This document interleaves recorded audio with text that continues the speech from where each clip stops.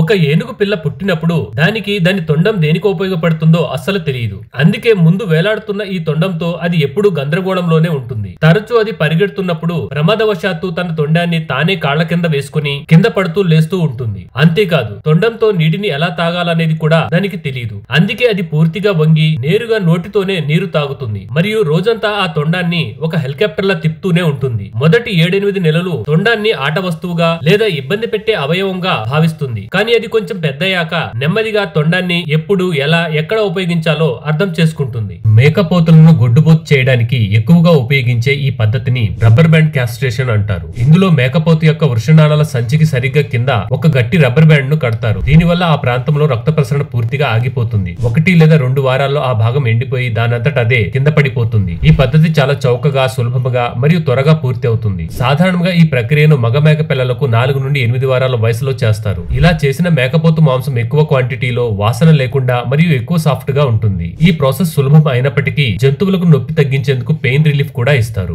మొదట ఈ పక్షిని చూసినప్పుడు అనిపిస్తుంది దాని రెక్కలకు గాయమై ఎగరలేకపోతుందేమో అని. అసలు విషయం ఏమిటంటే అది మిమ్మల్ని మోసం చేసేందుకు ఈ ట్రిక్ చేస్తుంది. నిజానికి ఈ పక్షి పేరు కిల్డీర్ బర్డ్. ఒకవేళ మీరు దాన్ని పట్టుకుని సహాయం చేయడానికి ఎంత దూరం ముందుకు వెళ్తారో ఆ పక్షి అంత దూరం పాకుతూ వెళ్తుంది. చివరకు అది మిమ్మల్ని చాలా దూరం తీసుకువెళ్ళాక హఠాత్తుగా గాలిలో ఎగిరిపోతుంది. ఈ పద్ధతిని డిస్ట్రాక్షన్ డిస్ప్లే అంటారు. అయితే అది అలా చేయడానికి కారణం ఏమిటంటే దానికి సరిగ్గా వెనకనే దాని పిల్లలున్న గూడు ఉంది. ఆ పక్షి మిమ్మల్ని వేటగాడుగా భావించి తనను తాను ప్రమాదంలో పడేసుకుని మిమ్మల్ని ఉచ్చులో పడేసి తన పిల్లల నుండి దూరంగా తీసుకుపోవడానికి ఈ నటనను ప్రదర్శిస్తుంది. ఈ చేపను సీల్ బ్రతికుండగానే తింటుంది. అయినా అది పారిపోకుండా అక్కడే ఎందుకుంది అనేది ఇక్కడ అందరికి వచ్చే డౌట్. నిజానికి ఇది సన్ ఫిష్ లేదా మోలా ఫిష్. దీనిని సముద్రపు చెత్త చేప అని కూడా అంటారు. ఎందుకంటే ఇది పరిమాణంలో చాలా పెద్దగా టన్నుల బరువు ఉంటుంది. కానీ ఈ చేపలో తినదగ్గ మాంసం ఏమీ ఉండదు. రుచి కూడా చాలా చెత్తగా ఉంటుంది. అందుకే దీనిని జాలర్లు పట్టుకున్నా కూడా తిరిగి నీటిలోనే పడేస్తారు. అంతేకాదు దీనిపై 40 రకాల పరాన్న జీవులు అంటుకొని ఉంటాయి. వాటి నుండి రక్షించుకోవడానికి ఇది సూర్యుడి యొక్క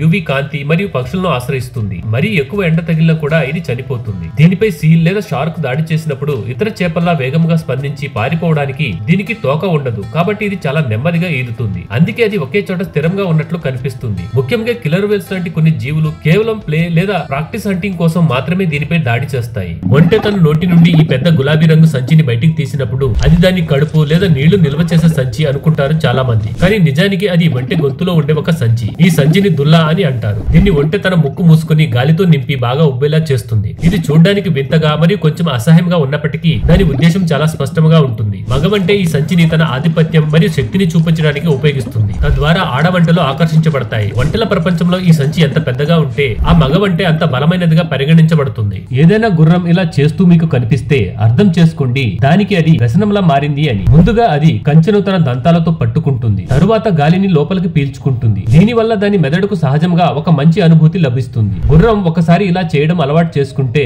అది జీవితాంతం పదే ఇలా చేస్తూనే ఉంటుంది. నిజానికి ఈ ప్రవర్తనను క్రిప్ బైటింగ్ అని పిలుస్తారు. గుర్రం ఇలా గాలిని పీల్చినప్పుడు దాని మెదడులో ఎండార్ఫిన్స్ అనే రసాయనాలు విడుదలవుతాయి. దీనివల్ల గుర్రం ఒక రకమైన సహజ సిద్ధమైన మత్తును అనుభవిస్తుంది.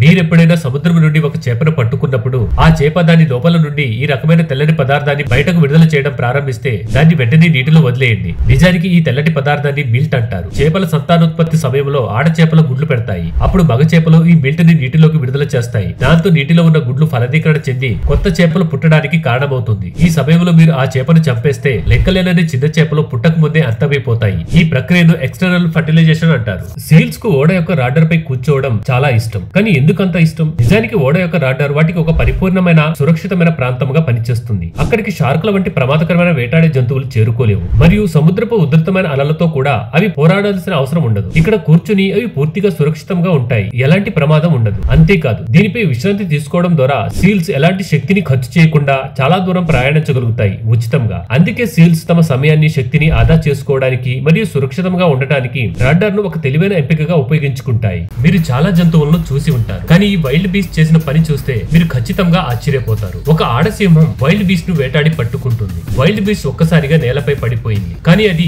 సింహం నుండి తప్పించుకుని పారిపోయే ప్రయత్నం అసలు చేయలేదు. కనీసం ఎలాంటి కదలిక కూడా లేదు. కానీ అది ఇప్పుడు బ్రతకడం అనేది అసాధ్యం అనిపించింది. అయితే వాస్తవంగా వైల్డ్ బీస్ట్ లోపల ఒక ఉపాయం ఆలోచిస్తుంది. అది చనిపోయినట్టు నటిస్తుంది, తద్వారా సింహం దాన్ని వదిలేస్తుంది అని. బహుశా అది నది దాటుతున్న సమయంలో ఈ సింహానికి చిక్కి ఉంటుంది. కొంత సమయం తర్వాత వైల్డ్ బీస్ట్ చనిపోయిందని భావించిన సింహం దానిని వదిలిపెట్టి కొంతసేపు అటు ఇటు చూస్తుంది. ఎటువంటి ప్రమాదం కనిపించకపోవడంతో సింహం నది వైపు నిదానంగా వెళ్తుంది. ఇతర వేటగాళ్లు ఉన్నారేమో అని చూసేందుకు. సింహం వెళ్లగానే వైల్డ్ బీస్ట్ వేగంగా ఊపిరి పీల్చుకోవడం మొదలుపెట్టింది. దానికి మళ్లీ జీవం వచ్చినట్లు. కొంతసేపటికి అది లేచి నిలబడింది. అసలు అక్కడ ఏమి జరగనట్లు నడుచుకుంటూ వెళ్లిపోయింది. సులభంగా దొరికిన వేట అక్కడ నుండి ఎప్పుడు ఎలా మాయమైందో ఆ సింహానికి ఇప్పటికీ అర్థం కాలేదు. నిజంగా ఇది చాలా స్మార్ట్ వైల్డ్ బీస్ట్ కదా.